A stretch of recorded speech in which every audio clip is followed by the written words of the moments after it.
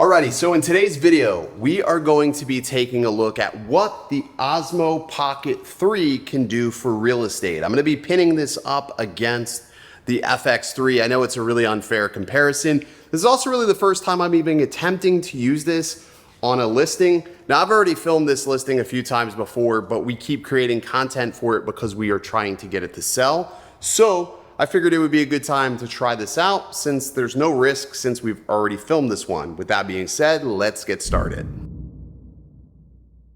All right, so here it is, FX3 versus Pocket 3. I totally expect the FX3 to be considerably better than the Pocket 3, but my main purpose for this video is to see how close this little guy can come to an actual cinema camera. And in terms of real estate, we deal with a lot of fast turnaround type of work where the details don't matter too much, like something that's going to be a little bit more permanent. Listings come and go, so the need to have a camera like this that's super expensive may not really make a lot of sense for many videographers. So if we can get away with just using the Pocket 3, I think that would be a great option for many. So the settings we're going to be using today, 4K 60 on both cameras. We're going to be using 10-bit D-Log-M on the Pocket 3. We're going to be using 10-bit S-Log3 on the FX3. That's a lot of threes. And we're just going to try to film these as similar as possible. There's obviously going to be some big differences because I'm still creating content for this house. But the whole purpose of this test is just to sort of show you what each of these cameras can do respectively. All right, let's get started.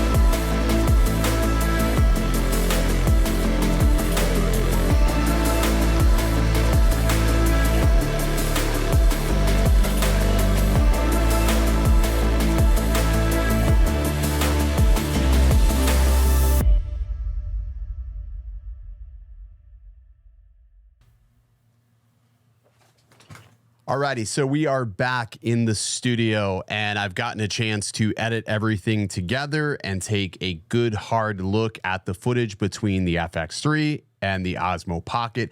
As I alluded to when we were in the house, I said this would be an unfair comparison, but I do think that the Osmo Pocket did do some surprising things and it did do some things very well. Now, keep in mind, I was filming this in D-Log-M.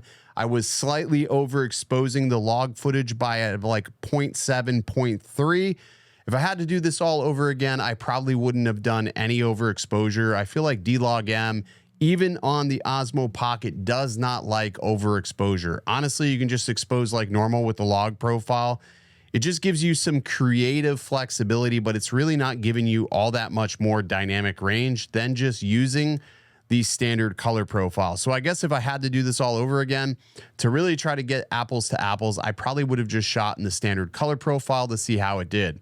Another thing I did want to make mention of, we did not use any ND filters. I don't have ND filters for this Osmo Pocket as of right now. I do highly recommend ND filters for this since you cannot adjust the aperture on this.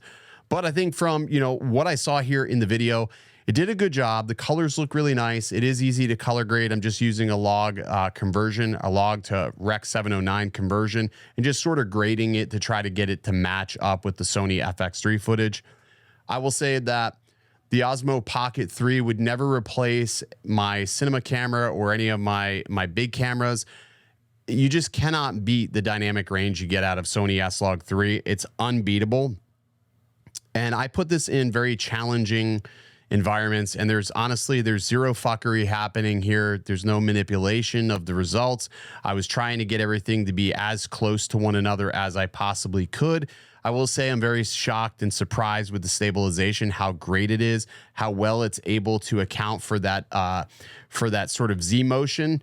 That up and down motion that you get just from walking. It did a great job. It is a little bit fiddly. I think when it comes to real estate, one thing to keep in mind is it's a lot easier to navigate around your camera system and have physical buttons that can change aperture, shutter, ISO. It's really easy to navigate through the camera. On the Osmo Pocket 3, this camera I really do feel is more or less meant to be just shot in automatic, not really meant to be fiddled with. The bigger screen does make things easier, but when you're going through a house, I still feel like it's a little bit fiddly. Takes a little bit more time to think about your shots a little bit more, making sure they're properly exposed, and then not having that tilt screen does make certain shots a little bit more difficult. On my gimbal, I usually keep my monitor tilted to where I can see it. Can't really do that with the Osmo Pocket. Of course, you could have your phone in your hand and watch your phone to make sure, but again, that's just another step that you don't really want to have to take. Overall, concluding thoughts, I think the Pocket 3 does an amazing job. The reality is no agent would ever really notice any of the things that we're talking about here.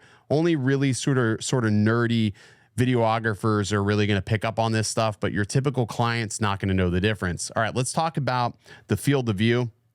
We use the 14mm on the Sony, and we use just the standard lens that is on the Pocket 3. I did not use the wide angle lens. You may ask yourself, why didn't you use that wide angle lens?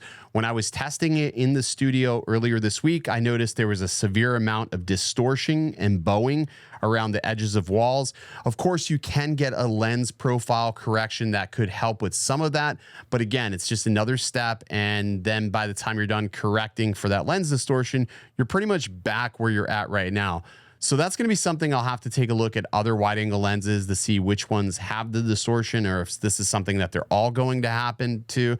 I mean, the field of view was, I would say, about 17mm if I had to guess. I think that was like 17 to 18mm is what the field of view was.